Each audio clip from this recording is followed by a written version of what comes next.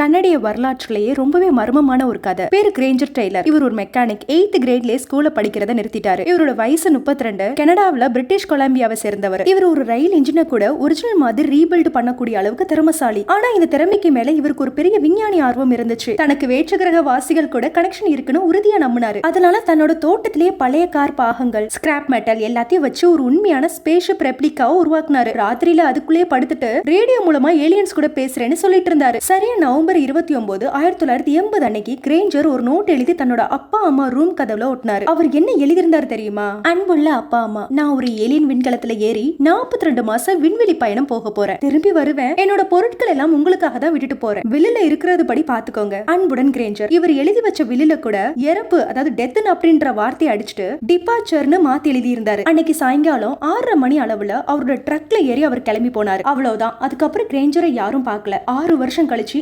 1986 அவர் வீட்ல இருந்து சுமார் 15 மைல் தூரத்துல இருக்க ஒரு மலையில ஒரு பெரிய வெடி விபத்து நடந்த இடத்துல அவரோட ட்ரக் பாகங்களும் சில மனித எலும்புகளும் கண்டுபிடிக்கப்பட்டுச்சு. அதுல சில எலும்புகள் கிரேஞ்சரோட தான் இருக்கலாம்னு சொன்னாங்க. விபத்து நடந்த இடம் அவர் வரைஞ்ச மேப்ல எக்ஸ் குறிச்ச இடத்துக்கு பக்கத்துல இருந்துச்சுங்கிறதான் பெரிய மர்மம். ஆனா அந்த விபத்து எப்படி நடந்துச்சு? இந்த எலும்புகள் உண்மையிலே கிரேஞ்சரோட தானா? இப்படி எந்த ஒரு கேள்விக்கும் தெளிவான பதில் இல்ல. கிரேஞ்சர் டெய்லர் உண்மையிலே விண்வெளிக்கு போனாரா இல்ல விபத்துல இறந்துட்டாரா? இன்னைக்கும் கனடாவுல இது ஒரு மிகப்பெரிய அன்சால்வ்டு மிஸ்டரியா தான் இருக்கு. இந்த மர்மமான கதையை பத்தி நீங்க என்ன நினைக்கிறீங்க? கமெண்ட்ல சொல்லுங்க.